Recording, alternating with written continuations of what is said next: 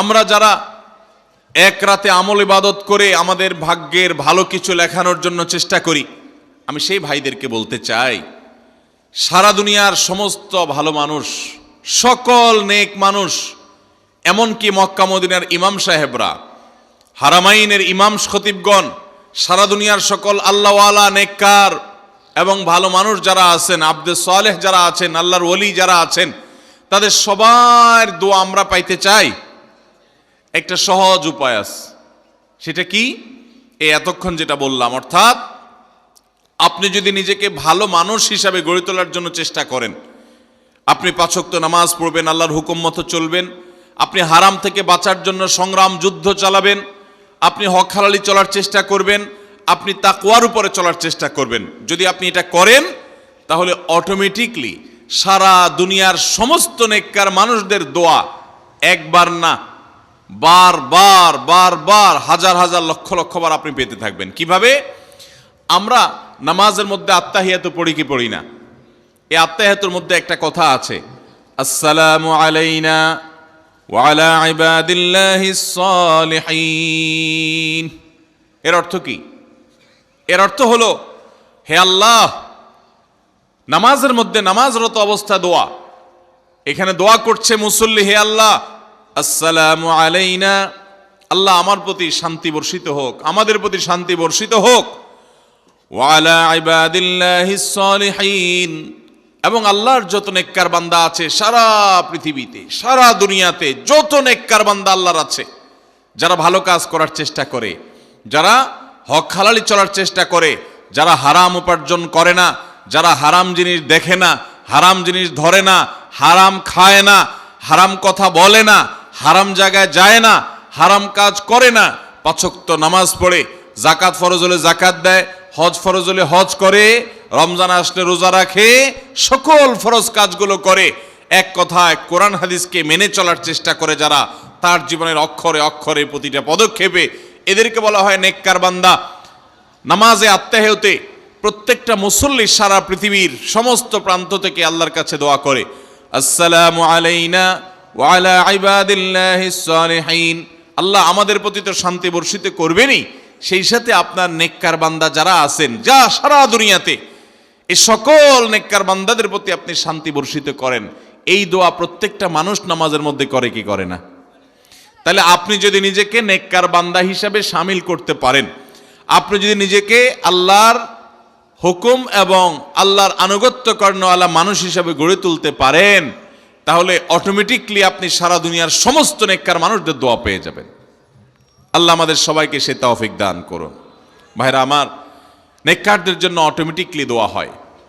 শুধুমাত্র আল্লাহর নেককার বান্দা মানুষরা না, ফেরেশতারা দোয়া করে, আল্লাহর সকল নেককার মানুষদের দোয়া আমরা অটোমেটিক পাবো। তাহলে আমাদের ভাগ্যে যেন ভালো কিছু লেখা হয়, তার জন্য আমাদের যে আমলটা করতে হবে তা হলো আমলে সালেহ। সারা বছর জুড়ে, সারা জীবন জুড়ে আমাদেরকে খুঁটে খুঁটে খুঁটে কোনটা কোনটা ভালো কাজ সেগুলো করার চেষ্টা করতে হবে, কোনটা কোনটা খারাপ কাজ, গুনাহের কাজ, সেগুলো থেকে বাঁচার চেষ্টা করতে হবে। তাহলে আমাদের ভাগ্যে ভালো কিছু লেখা হবে ইনশাআল্লাহ। তাহলে এইটা একটা আমল পেয়ে গেলাম, যেটার মাধ্যমে আমাদের ভাগ্যে ভালো কিছু লেখা হবে। আমলটা হলো কি? সারা বছর জুড়ে, সারা জীবন জুড়ে আমাদেরকে খুঁটে খুঁটে আল্লাহর হুকুম কোনটা সেটা মানতে হবে, আল্লাহ কোনটা নিষেধ করেছেন সেটা থেকে বেঁচে থাকতে হবে। এই কাজ যদি অব্যাহত রাখি, আমাদের নসিবে ভালো কিছু এমনিই হবে ইনশাআল্লাহ। নাম্বার 2, সহিহ বুখারীর একটি হাদিস থেকে আমরা আমাদের নসিবে ভালো কিছু আল্লাহ তাআলা লিপিবদ্ধ করবেন এরকম একটি আমলের কথা আমরা জানি। সকল সাধারণ নেক আমলের মধ্যে সেটা শামিল আছে, এটাকে আলাদা করে নবী সাল্লাল্লাহু আলাইহি ওয়াসাল্লাম বলেছেন। সেটা কি?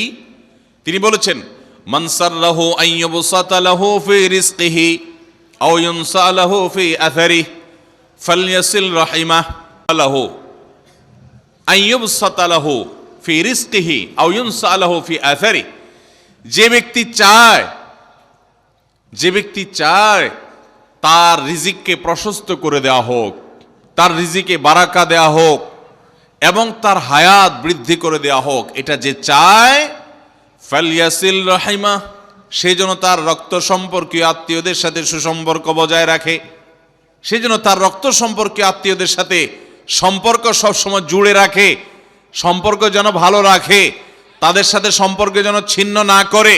তাহলে সেক্ষেত্রে তার হায়াত এবং তার রিজিকের মধ্যে বরকত দেয়া হবে, কল্যাণ দেয়া হবে, লিপিবদ্ধ করা হবে, এই ফয়সালা তার জন্য করা হবে। এ হাদিস থেকে বোঝা যায় যে আমাদের হায়াত, আমাদের রিজিকের মধ্যে বরকত হবে, কল্যাণ হবে, ভাগ্যে নসিবে ভালো কিছু আল্লাহ তাআলা দিবেন যদি আমরা রক্ত সম্পর্কীয় আত্মীয়দের সাথে সুসম্পর্ক বজায় রাখি। আজকাল আমাদের সমাজে অনেক মানুষ আছেন যে নামাজ রোজা করেন, ওয়াজ মাহফিলে যান, কোরআন তেলাওয়াত করেন, জিকির আজকার তাসবিহ তেলাওয়াত করেন, কিন্তু নিজের রক্ত সম্পর্কে আত্মীয়দের সাথে সম্পর্ক ভালো নাই। আছে না নাই? আপনার আত্মীয় যদি নিজে থেকে সম্পর্ক ছিন্ন করে চলে যায় তাহলে তো আর আপনার দোষ নাই, কিন্তু আপনি নিজে থেকে কখনো আপনার রক্তের যে আত্মীয়, যাদের সাথে রক্তের সম্পর্ক আছে, এরকম কারোর সাথে সম্পর্ক ছিন্ন করতে পারবেন না। এটা হারাম। নবী করিম সাল্লাল্লাহু আলাইহি সাল্লাম বলেছেন, মান ওয়াসালাহুল্লাহ ওয়ামান কাতাআহুল্লাহ। যে ব্যক্তি আত্মীয়তার সম্পর্ককে রক্ষা করবে, আল্লাহ তাআলা তাকে রক্ষা করবেন। যে আত্মীয়তার সম্পর্ক ছিন্ন করবে, তাকে ত্যাগ করবে, আল্লাহ তাআলা ওই ব্যক্তিকে ছিন্ন করবেন। এই জন্য আত্মীয়তার সম্পর্ক রক্ষা করা এটা আমাদের ভাগ্য সুপ্রসন্ন হওয়ার অন্যতম মাধ্যম। আত্মীয়তার সম্পর্ক রক্ষা করা বলতে কাদের সাথে সম্পর্ক বজায় রাখতে হবে? যাদের সাথে রক্তের সম্পর্ক আছে আপনার। তারা কারা? আপনার শরীরে আপনার বাবার রক্ত আছে, রক্ত সম্পর্কীয় আত্মীয়। আপনার বাবার সাথে আপনার ব্লাডের কানেকশন আছে, আপনার মায়ের সাথে আপনার ব্লাডের কানেকশন আছে, এবং মায়ের সাথে ব্লাডের কানেকশন থাকার কারণে মায়ের দিককার আত্মীয় আপনার মামা, আপনার খালা, আপনার নানা নানি, তারা হলো আপনার রক্ত সম্পর্কীয় আত্মীয়। ঠিক একইভাবে আপনার বাবার দিককার রক্ত সম্পর্কে আত্মীয় হলেন আপনার দাদা দাদি, আপনার চাচা, আপনার ফুফু, এবং চাচাতো ভাই বোন, ফুফা না ফুফু, যিনি তার রক্ত আপনার বাবার রক্ত এক, সেজন্য তারা রক্তের আত্মীয়। ভাই বোন তো আছেই। তো এই রক্তের আত্মীয়দের সাথে অনেকে সম্পর্ক বজায় রাখে না, কোনো কারণে সম্পর্ক ছিন্ন করে ফেলে, এটা হারাম। আমরা দুনিয়াতে অনেক বন্ধু বান্ধবের সাথে সম্পর্ক ভালো রাখি, অনেক দোস্তের সাথে সম্পর্ক ভালো রাখি, অথচ আমাদের এই রক্ত সম্পর্কে আত্মীয়গুলোর সাথে সম্পর্ক ভালো রাখা হয় না। মোহতারাম হাজিরিন, আমাদের নসিবে আল্লাহ ভালো কিছু দেখ, আমরা সবাই চাই কি চাই না? তাহলে শবে বরাতে রাতভর আপনি দোয়া জিকির আজকার করলেন, কান্নাকাটি করলেন, আর মিলাদ মাহফিল করলেন, আশা করলেন আপনার ভাগ্যে ভালো কিছু লেখা হবে। আপনার ভাগ্যে ভালো কিছু লেখা হবে না যদি আপনি আপনার রক্ত সম্পর্কে আত্মীয়র সাথে সম্পর্ক ছিন্ন করে বসে থাকেন। কারণ আপনার জীবনে, আপনার রুজিতে, আপনার ইনকামে, উপার্জনে বরকত হওয়ার পূর্ব শর্ত হলো আপনার এই রক্ত সম্পর্কে আত্মীয়গুলোর সাথে, আত্মীয় স্বজনের সাথে সুসম্পর্ক বজায় রাখা। হ্যাঁ, তারা যদি সুসম্পর্ক বজায় রাখতে গেলে আপনার ক্ষতি করে, আপনাকে বিপদে ফেলে, তাহলে আপনি নিজেকে বাঁচাতে পারেন, আত্মরক্ষার জন্য আপনি দূরত্ব বজায় রাখতে পারেন। কিন্তু তাই বলে তাদের সাথে আপনি সম্পর্ক নষ্ট করে থাকবেন, তাদেরকে ভুলে থাকবেন, বা তাদের সাথে সম্পর্ক রাখবেন না, এটা কিন্তু জায়েজ হতে পারে না। ইংল্যান্ডের একটা ইউনিভার্সিটির একটা জরিপের কথা অনলাইনে আমি একবার দেখেছিলাম। এটার উপর একটা প্রতিবেদন দেখেছিলাম যে একটা নামকরা বিশ্ববিদ্যালয়, তারা বিশ্ববিদ্যালয়ের ছাত্রদের মধ্যে একটা সার্ভে তারা চালিয়েছিলেন। তারা দেখতে চেয়েছেন যে ছাত্রদের মধ্যে কারা বেশি হায়াত পায় আর কারা কম পায়। যারা বেশি হায়াত পায় তাদের মধ্যে বৈশিষ্ট্য কি আছে, যারা কম পায় তাদের মধ্যে কোন বৈশিষ্ট্যের অভাব আছে। তো এটা নিয়ে দীর্ঘ অনেক বছরের একটা জরিপ তারা চালিয়েছেন, একটা নিরীক্ষা তারা চালিয়েছেন। সেই নিরীক্ষায় দেখা গেল যে যেই ছাত্ররা দীর্ঘদিন পর্যন্ত হায়াত পেয়েছেন এবং তারা অনেক দিন দুনিয়াতে বেঁচেছেন, তাদের বেশিরভাগই দেখা গেছে, সবাই না, বেশিরভাগই দেখা গেছে যে তারা সাধারণত তাদের পারিবারিক এবং আত্মীয় স্বজন, বন্ধুবান্ধব, অন্যদের সাথে হাসি খুশি, অর্থাৎ মানুষের সাথে সম্পর্ক বজায় রাখছে। আর যারা সম্পর্ক বজায় রাখে নাই, এই মানুষগুলো তাদের তুলনামূলকভাবে প্রথম গ্রুপের চাইতে তারা অনেক আগে দুনিয়া থেকে চলে গেছেন, অনেক আগে তারা মারা গেছেন। এটা প্রত্যেকটা ব্যক্তির ক্ষেত্রে আলাদা আলাদা করে খাটানো যাবে না, এটা একটা টোটাল জরিপের ফসল। তো এই জরিপও প্রমাণ করে নবী করিম সাল্লাল্লাহু আলাইহি সাল্লাম যে বলেছেন, যারা রক্ত সম্পর্কের আত্মীয়গুলোর সাথে সুসম্পর্ক বজায় রাখে তাদের হায়াতে এবং রিজিকে বরকত দেওয়া হয়।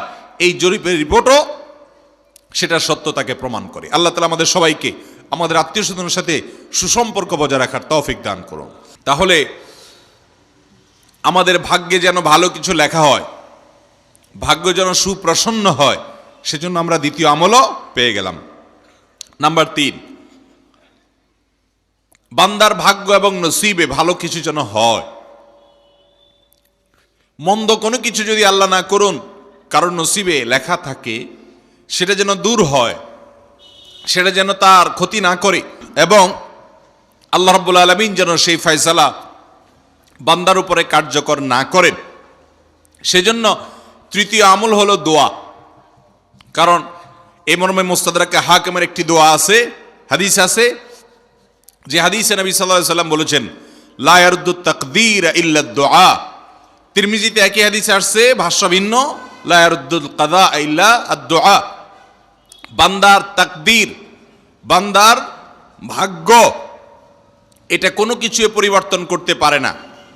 অন্য এক হাদিসে আসছে, আল্লাহ যা ফয়সালা করেন সেটা আর পরিবর্তন করেন না।